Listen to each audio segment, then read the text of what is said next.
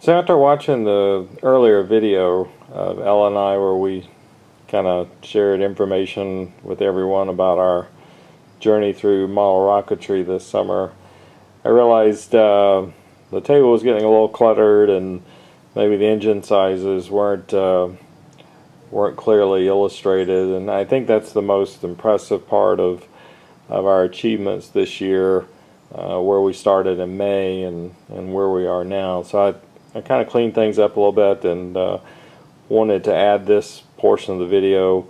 If you haven't seen the other video, watch that one first. You'll understand the purpose of this one. But as an added material, if you recall, I was explaining the different levels. And you know, when you first start playing with rockets, you're in the model rocket area, and you can run engines which are readily available in stores, A through D for sure, A through C, any Michaels, hobby store. A little more advanced hobby stores will get you a D, E, and maybe F. Some carry G's, but that keeps you all within what is classified as a model rocket. In other words, not a real rocket, and that gets you up to from 0.1 to 160 newton seconds. To get above 160, or an average of 80 newtons, and a rocket weight of 1,500 grams, you have to get an L1 certification, which is what we hold right now. This enables us to go from H and I to a total propulsion of 640 newtons. We're working on level 2, so we were building a rocket now. Heavier rocket, greater thrust. We'll probably do our test at a level J. But once we get our level 2 certification, we can go beyond 640 all the way up to 5,120 newton seconds. That's a pretty big rocket, a lot of propulsion. If you choose to go level 3, I don't know many people who are level 3. I don't know if I'll ever get into level 3 because the field sizes are so large and the expense is pretty significant. But the highest you go is level 3. That takes you M, N, and O. O takes you all the way to 40,960 newton seconds. So pretty serious stuff. Most of level 3 is club sponsored rockets. I mean, it's pretty expensive for an individual to shoot those kind of rockets. So to kind of go again, I showed earlier that our first rocket, the Espys Patriarch rocket, we got one per jack. I really like this rocket. With some modifications, you can, I mean, we've shot this thing, I bet you 30-40 times, and probably shot it 10 times in one day, which is a lot of heat, a lot of stress for something made out of cardboard. But so you start out with black powder rocket engines, and these are the cardboard reinforced engines that are 18 millimeters in diameter. You start with an A, go to a B, go to a C. As I explained earlier, each letter is twice as much thrust power as the previous. So in case, you know, A's are pretty low, they're around 1 to 3, and B up from there. So this rocket here can go on an A, low altitude, roughly about 400 feet. You can also, because it's 18 millimeters, they're all 18 millimeters. Then you can go to a B, you can get up to 600, 800. Go to a C, same diameter but more propellant. You can go upwards to 1,000. We've had this one up 1,000 feet many times, and there's videos to show that. So here's a spent case. I showed this earlier. You can see compared to a regular pencil, the size that we're talking about. So very common, very safe. A lot of rocket choices from STs in the A to C range. And like here you can see a price tag. You get 3 of them for $12. You can actually get them cheaper than that, like on site at the launch sites. So we wanted to stay within our limits before we were level 1, and I custom built this rocket. I explained that in the previous video, but it's heavier rocket, and it originally was designed for a C, but I beefed it up, put a lot of reinforced tubes on it, so the weight went up. So we thought we were going to do D and E's, but And typical me, I tend to overbuild things, so D was just not enough per the calculation. So Ella shoots E's, so she's within her allowable limits. You cannot be an L1 unless you're 18 years of older, so she's kind of capped out. So she's pushing the envelope, so she's at an E. If you look at it in comparison, you know, a lot more propellant. It's a bigger diameter. This is a 24 millimeter compared to a 18 millimeter. So bigger diameter, bigger casing, more propellant. So she's pushing the limits here, but she can go, you know, again, all the way up to an F or a G. Just depends. Our fields kind of limit on the altitude, so there is a limit how high you can go with it. You just can't keep putting bigger and bigger engines. There's a balance between the center of gravity, the weight, the aerodynamics of the fins, the thrust. You can really overpower rockets, and I've seen rockets with engines that were too big, and basically the rocket collapses and explodes in midair.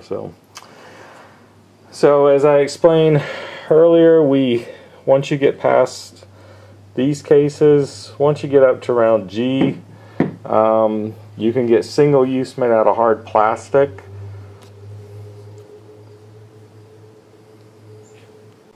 So I was saying you could get single use out of hard plastic. Now this is an F. You can see the F is not much bigger lengthwise than an E, but this is a bigger diameter. This is getting up to 29 millimeter. You can see the diameter. This is a 24 millimeter plastic, but you're pushing your limit here running plastic. You can get up to G. So what do you do when you overpower the casings? You have to get into reloads. And this is our first reload. This is a 2-grain 29 millimeter. You basically take the top. You can hear it's made out of metal. And in this case, this is Aerotech. And those of you who've been watching us, we had some problems with Aerotech engines. This casing actually was manufactured incorrectly, and we had 2 blowouts on the pad. Wasn't very cool. But anyway, their reloads come in cardboard casing. So you put the cardboard with the grains in there, and you actually put the black powder in the top cap there with the delay charge. You have to do all the O-rings and everything yourself. There's a lot more to assembling that, and so that's a 2-grain. And the original initiator, not this one, but that was the one that I showed in the other video that was zippered. This is our fiberglass version. Originally that rocket was set up to run only this size. So when I rebuilt it fiberglass, I wanted to push the limits of the rocket, so I converted over to a company called CTI. These are all CTI cases. So I stayed, the rocket dictates you have to stay at a 29 millimeter. But I start out, this is a 3-grain, so you can see the difference. And then ultimately, the calcs and all the simulation showed that I could go all the way up to 4-grain, to where I kept the weight distribution correctly. You have to keep the weight and the aerodynamics a separation of those 2 points about the diameter of the rocket. So if your center of gravity is here and your aerodynamics, basically called the center of pressure, is here, you got to keep that distance the same. So there's a limit to how much weight you can put in the back end before you start throwing and make a very unstable rocket. So we have to calculate that. But this rocket show, despite all the fiberglass, I could go with 4 grains. So 4 grains with the weight of that rocket, we can push that rocket easily up to 3,000 feet. There's a lot of fields that we launch that have ceilings based by the FAA and the proximity to an airport. So we go to a lot of events where you shoot a lot of these, and a lot of kids, a lot of Cub Scouts, Boy Scouts. But we built this rocket so we could easily push the limits of the field, but that's about the biggest rocket you can shoot on a lot of the fields. The nice thing about that rocket, it's easily can go beyond those limits, so when we get to the big fields, we can open it up. Instead of running a 2-grain or a 3-grain, we can push it all the way up to 4-grain, and we can basically push the limits of that rocket. So for a 29 millimeter, you can go all the way up to 6 grains and what they call a 6 grain plus. So this is the next rocket we built. That is the G-Force. You can see the G-Force is a lot bigger. It's a 4-inch diameter rocket compared to a 2.8 inch. These are all about an inch in diameter. This is about an inch and a half. That's about 2.8, just under 3-inch diameter. This is a 4-inch diameter rocket. Still under a 29 millimeter, but you can see how long. If I bring the pencil back, you can see how much longer those cases are. So, you know, here you're talking 6 grains, here you're really talking about almost 7 grains. So we modified this rocket. That rocket was originally a 3 grain rocket. We modified it to go 6 plus. So we can really push the envelope on that one too. It is a cardboard rocket, so there's a limit to how hard you can hit it as far as G-force.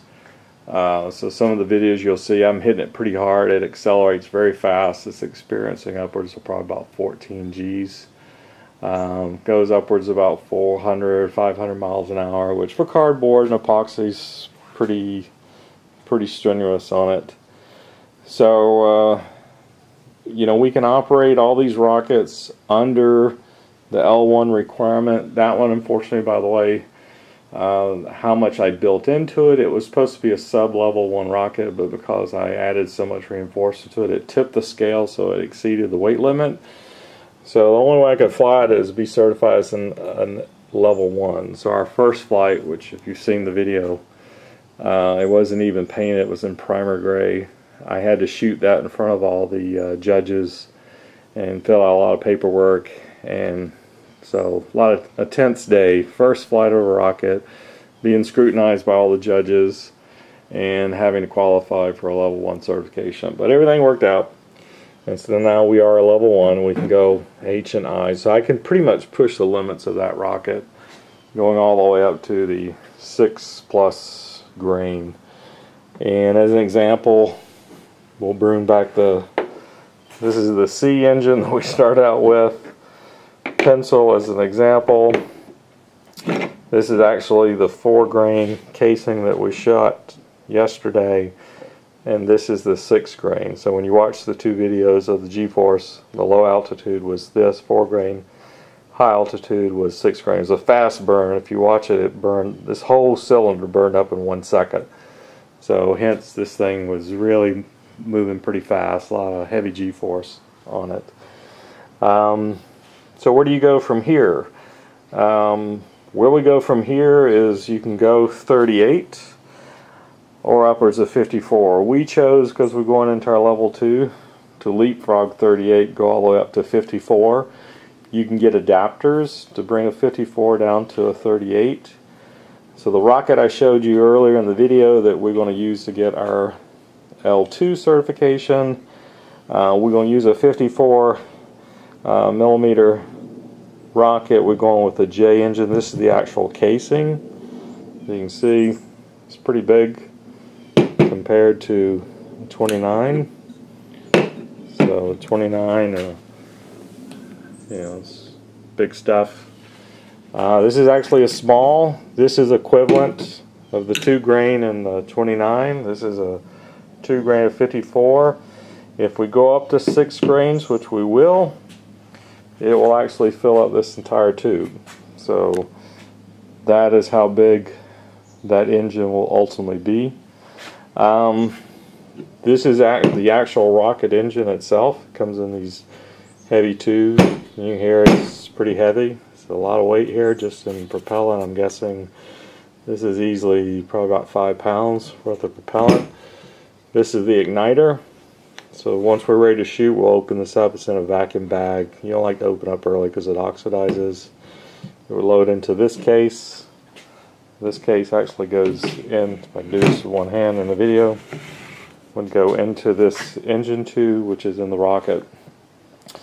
So according to the simulator, this J, and this is a J240, this J240 has 809 Newton seconds total thrust. So you can see we're past the level 1, but we're still within a J, our first level. I didn't want to go too crazy on the certification. I always like to go with the lower level, but even that's going to get us a 809 Newton seconds thrust at an average of 241. So the burn time on this thing is going to burn for 3.4 seconds.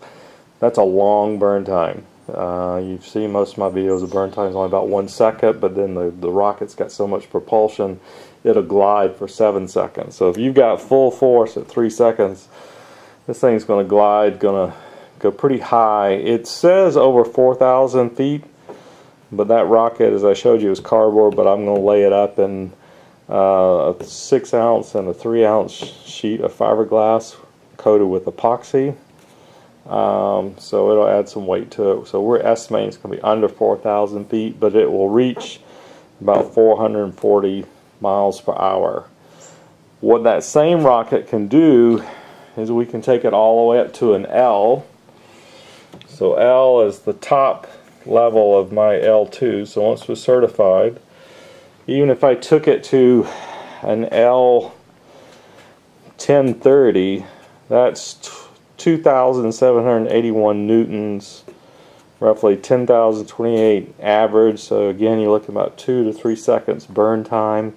That will take that rocket to 8,300 feet, and within those 3 seconds it'll reach 942 miles an hour. So we're guessing it'll hit Mach 1 probably in the first second.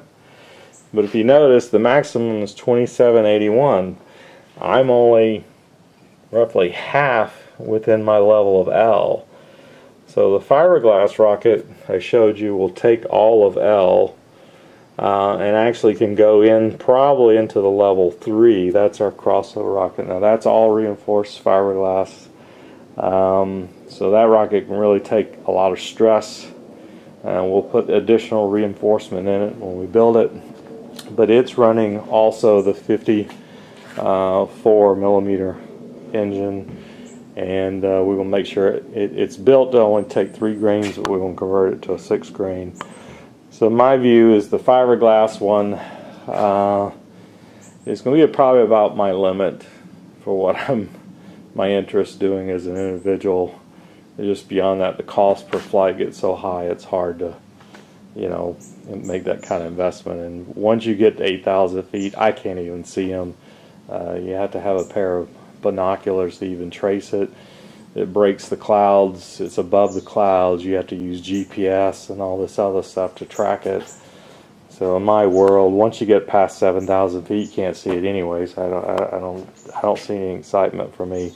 Here in the sound barrier break though, that's pretty cool. It's not the explosion like you normally hear, but more of like a ripping, a tearing, high-pitched, shrieking, tearing noise going across the sky, about like a jet coming across low altitude. So it's pretty loud. So it's pretty interesting that you can build something out of cardboard and fiberglass and can go through those kind of forces and create that kind of effect. So we're pretty excited. So that's a good shot to show where we've been and the achievements we've made in the summer of 2015. So with any luck and weather permitting, before winter arrives, we'll have the L2 rocket built. That's called, by the way, the Hyperlock 835. So this is the Hyperlock 835. This is the one I showed you, the cardboard one. It's going to have dual deployment. We're going to fiberglass it. This is pretty much what it's going to look like when it's done. That rocket's close to 7 feet in height, and it's 4 inches in diameter. The fiberglass one is called the Black Brant 2. It's modeled after an actual rocket out of Canada. It also is a 4-inch diameter rocket and roughly 7 feet as well. So similar size rockets, just one able to really take the beating a lot more. There's actually a larger version of this. I think it's a 7-inch version. So we'll see. You know, if we've got more headroom in the L2 and we want to push even harder, you know, there's rockets out there that are very similar to what we built, just bigger, more weight, and more thrust, and more dollars to get it up in the sky. Anyway, it's been fun. Looking forward to it. Looking forward to more updates. Watch our videos for more launches.